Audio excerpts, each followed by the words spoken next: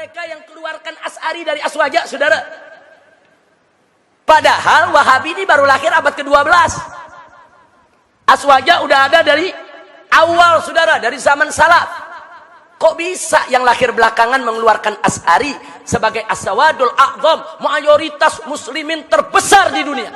Tidak ada satu dunia Islam pun yang gak ada Asy'arinya, saudara. Kok bisa-bisanya mereka keluarkan dari Aswaja? Nah, ini gara-gara sikap ulama Wahabi seperti ini, sengaja atau tidak sengaja, ini menularkan kepada Wahabi yang ada di Indonesia. Mari kita lihat. Saudara, Wahabi Indonesia menghujat Asy'ari. Satu, saudara, saya tuliskan namanya, Yazid Jawas. Dalam buku berjudul Mulia dengan Manhaj Salaf, bab 13 halaman 519 sampai 521, dia menyatakan Asy'ari adalah firqah sesat dan menyesatkan. Saya tidak fitnah, ada bukunya, dijual. Dibaca orang, saudara. Baik, yang kedua, kita masukkan lagi, saudara. Abdul Hakim Abdad. Saudara, dalam buku Risalah Bid'ah, bab 19, halaman 295, mengatakan Asy'ari adalah firqah bid'ah. Berani betul dia membid'ahkan kaum Asy'ari, saudara. Asy'ari ini mayoritas terbesar di dunia, saudara. Baik, yang ketiga, kita lihat, saudara, yaitu Hartono Ahmad Jaiz. Dalam buku Bila Kiai Dipertuhankan, halaman 165 sampai 166. Dia mengatakan Asy'ari bukan ahlus sunnah yang dibawa imam yang 4. Dia tulis, ada dalam bukunya. Saya tanya, ini hujatan bukan buat Asy'ari? Hujatan. Kita dianggap bukan ahlus sunnah. Bahkan dianggap sesat, ahli bid'ah. Kemudian yang keempat, Mahrus Ali, ngaku mantan pengurus NU, saudara. Dia mengarang lebih dari 10 buku. Isi bukunya, saudara, menghantam habis amaliyah kaum Asy'ariyah dari kalangan NU. Jadi mereka sebut tuh yang namanya tabarukan, tawasulan, ziarah kubur, gosidahan, baca nasid-nasid Islami, saudara. Itu semuanya penyakit TBC. T-nya tahayul, saudara, B-nya bid'ah, C-nya khurafat. Dia kasih istilah. Jadi Asy'ari ini di Indonesia, ini sudah mengidap penyakit TBC. Nah, penyakit TBC itu penyakit tahayul, penyakit bid'ah, dan penyakit khurafat. Ada dalam bukunya. Saya beli bukunya, saudara. Ada 11 buku yang saya beli, karangan dia. Saya baca semua. Cuman jangan saya baca, nanti saya dituduh Wahabi ya. Baca aja kan boleh untuk mempelajari. Baik, kita punya. Ini bukunya semua, ini yang kita tuliskan di sini kita punya. Saya nggak berani tuliskan di sini kalau saya nggak punya, saudara. Nanti begitu dituntut, mana bukunya? Saya nggak punya. Ini bukunya semua ada di perpustakaan kita di MS, saudara, Megamendung. Sebagian ada di sini. Baik, yang kelima, Firanda Andirja. Yang keenam, Khalid. Yang ketujuh, Bawazir. Yang kedelapan, Riyad Bajri. Ini semua bisa kita dapatkan dalam YouTube. Nah, Anda nggak perlu repot-repot beli. Buka YouTube ketemu. Tulis saja namanya ketemu, saudara.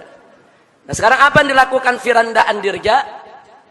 Menghantam habis tokoh Asy'ari yang sangat dihormati di Indonesia, yaitu ulama besar dari Mekah, seorang Sayyid, seorang Syarif, Abuya Sayyid Muhammad bin Alwi Al-Maliki.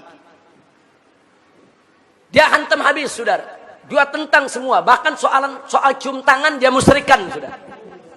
Silakan dengarkan ceramahnya di YouTube, saudara. Nah, baik. Nah, ini yang baru-baru ini ramai menggugat Sayyiduna dan Minal Aidin. Urusan Minal Aidin yang banyak diamalkan kaum Asy'ari di Indonesia digugat-gugat. Minal Aidin bid'ah lah, enggak nyunnah lah, saudara. Nah, kemudian disindir-sindir, apa tuh Minal Aidin? Selamat kembali. Kembali dari apa? Mesti disebutin dong. Kembali dari Jakarta, kembali dari Surabaya. Masya Allah. Tuh ada sindiran macam itu, saudara. Nah, jadi sekali lagi hal yang nggak penting, saudara. Mereka korek. Akhirnya timbul perdebatan di mana-mana dan bisa mengantarkan kepada perpecahan. Jadi sekali lagi hal yang nggak penting, saudara. Mereka korek akhirnya timbul perdebatan di mana-mana dan bisa mengantarkan kepada perpecahan. Ini yang belum lama ini rame, saudara, mengatakan kaum Asy'ari itu kalau ba'da sholat tuh baca-baca selawat, saudara, itu lagi nyanyi itu lagu ba'da maghrib namanya. Masya Allah, kenapa usil? Kalau mereka nggak mau zikir bersama, ya nggak usah zikir bersama, nggak usah usil dengan amaliyah saudaranya. Orang NU yang baca selawatan, saudara, orang-orang Asy'ari yang baca-baca qasidah, nggak usah usil. Nah kemudian Riyad Bajri, saudara, oh, ini paling ekstrim lagi nih. Nah, dia kata demo siapapun sesat dan halal darahnya. Bahkan dalam rekaman lainnya dia katakan apa? Kita ini dituduh Wahabi, hajar itu yang menuduh kita. Jangan datangi itu, ngapain kita datangi itu kiai-kiai mereka? Kita hajar habis mereka. Ini termasuk wala dan barra. Jadi artinya kalau ada orang mendatangi Kiai Asy'ari, berarti dia nggak punya barra, nggak punya wala kepada tauhid. Silakan dengarkan, saudara. Jadi saya tidak memfitnah, saya tidak menuduh, saudara. Ini fakta semua ada.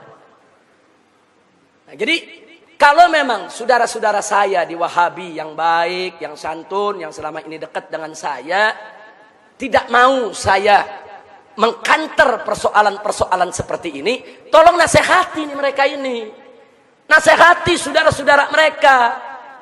Jangan mentang-mentang kita diam, mereka terus menindas kita. Jangan, bukan mereka aja yang hafal Quran, bukan mereka aja yang hafal hadis, bukan mereka saja yang tahu tafsir, bukan. Ahlus sunnah wal jamaah, ini gudang ulama, gudang ahli tafsir, gudang ahli hadis, gudang ahli usul, gudang ahli akidah. Mau yang mana ahlinya? Kita sediakan, saudara. Jangan. Jadi kalau nggak mau buat kita marah, tolong mereka ini direda. Suruh jangan bikin pernyataan yang mecah belah umat. Saya mau tanya, saudara, ini kalau pernyataan begini lama-lama Asy'ari tersinggung tidak? Lama-lama marah tidak? Kalau marah bisa jadi konflik tidak? Saya mau tanya, kalau begini caranya lama-lama Wahabi bisa diganyang tidak? Bisa diperangi tidak? Itu yang kita tidak mau terjadi, saudara. Biarkan perpecahan yang terjadi di Syria, yang terjadi di Irak, yang terjadi di Libya, yang terjadi di Yaman, tidak boleh terjadi di Indonesia. Harus kita jaga Indonesia ini harus aman, tenang, damai. Dan selama Ahlus Sunnah wal Jamaah menjadi mayoritas, saudara, di negara Republik Indonesia ini, kemudian mayoritas ini bersatu, betul-betul mengamalkan akidah, yaitu Ahlus Sunnahnya, insya Allah NKRI ke depan akan menjadi baldatun thayyibatun wa rabbun ghafur.